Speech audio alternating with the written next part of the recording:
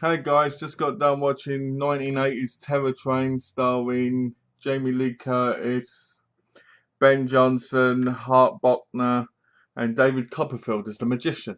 That's right, David Copperfield, the amazing magician.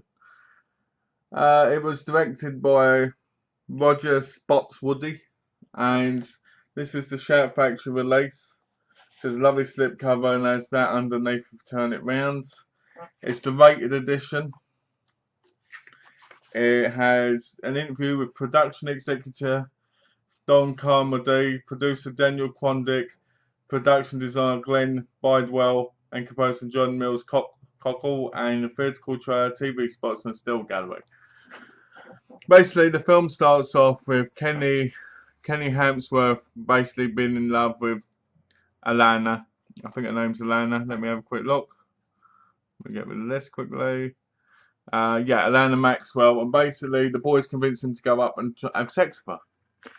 But when he gets in the room, there's a dead body in the bed, and basically Alana's behind the body going, "Kiss me, Kenny, kiss me." And basically the body falls apart. He loses it, and he ends up, and that's the end of that, basically. They're all laughing. So later on, when they're about to graduate and they're having their last real party, college party, it's on a train. But they reckon, but there's a killer on the train who's killing people and wearing outfits that the people who's killed have worn, like the three that you see on the cover. And basically goes around killing people that were involved in what happened, and you start to think, oh, is it the magician? Could it be David Copperfield, the magician? Or could it be someone else? So the kills start happening, and the thing is, you don't really see the murders take place. They get implied by certain things happening. Like, for instance, when the killer's wearing the crocodile outfit and he's rubbing the dead guy's hand who was wearing the crocodile outfit in the first place, who we killed in the bathroom. Hey, we're in the restroom.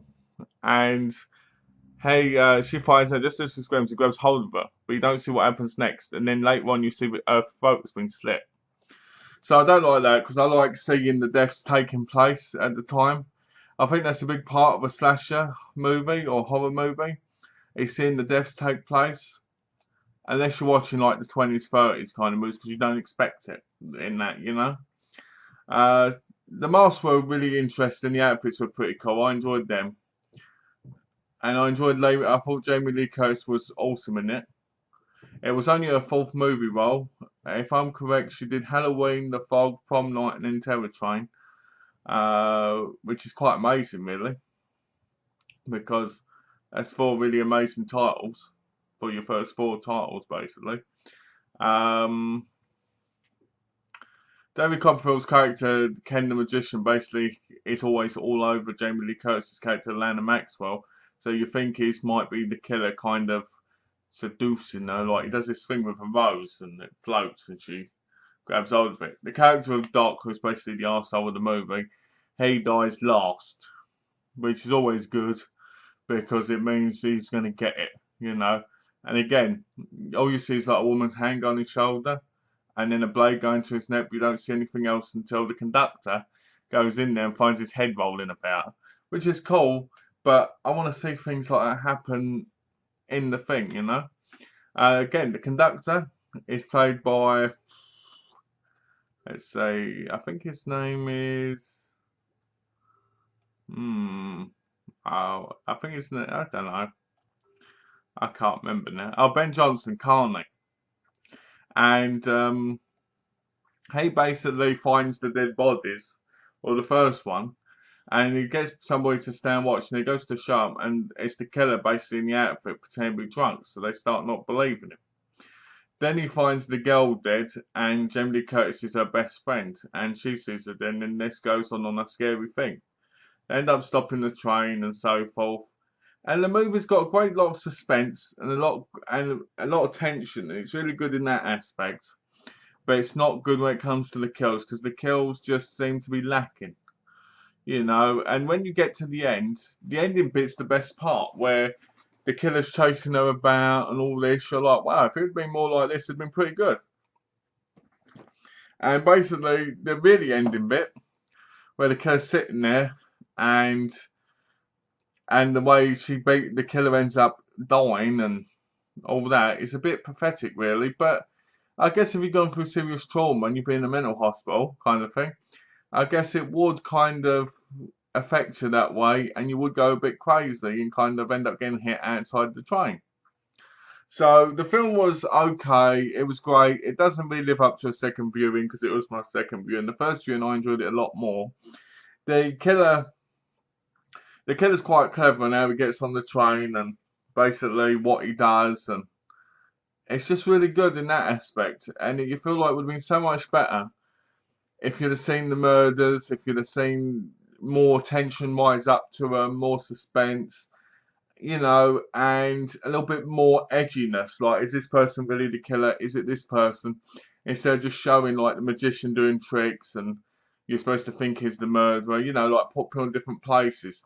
A bit like in Bloody Moon, where she's running along and then there's 4 different guys there and they all look like they could be murderers. It would have been awesome if that had happened, something like that. Because that would have made you think, oh, maybe it isn't who it obviously is in the movie. So, do I recommend Terror Train? I do. I recommend giving it a go because it's Jamie Lee's 4th movie, and she was a real good screen queen at the time. She was awesome and she was great, and she, you know, to be honest with you, she kind of makes the movie. Her and David Copperfield and the guy who played Doc, they kind of really make the movie special. It really does. It really is good. But I just don't like that you don't see the murders and that certain things are implied because, you know, we're in the 80's in this movie. You expect more. You expect to see things. Come on, after watching Halloween and after watching things like Prom Night, you kind of expect a little bit more action. You know, I think it was going for the suspense route of Halloween, but it doesn't work the same way because it hasn't got the same feel to it, but it does work in its own way. So I'd give this a 2.5 out of 5 because I did enjoy it. I did think it was great. I did enjoy the killer. I thought the killer wearing the costumes was pretty good. It was unique back then because, let's face it, you didn't really get many like that then. Yeah, there'd been some, but not a lot. Now it's like constantly. The fact that it's done on a train is pretty cool, and I just feel like the only thing that really let it down was the kills because you never saw them. And the ones you did see weren't as great as they could have been. It was always about seeing what happened after, and that was creepy, but, you know, anyway. So I'll give it a 2.5 out of 5, and I recommend giving it a go. That's Terror Train, Jamie Lee Curtis's 4th role. Thanks for watching. Take care, and look forward to my next review. Thanks for watching, guys. Oh, there's a bit where Alana says this to Kenny. Oh, I'm sure you're a better man than he is. And he goes, I am.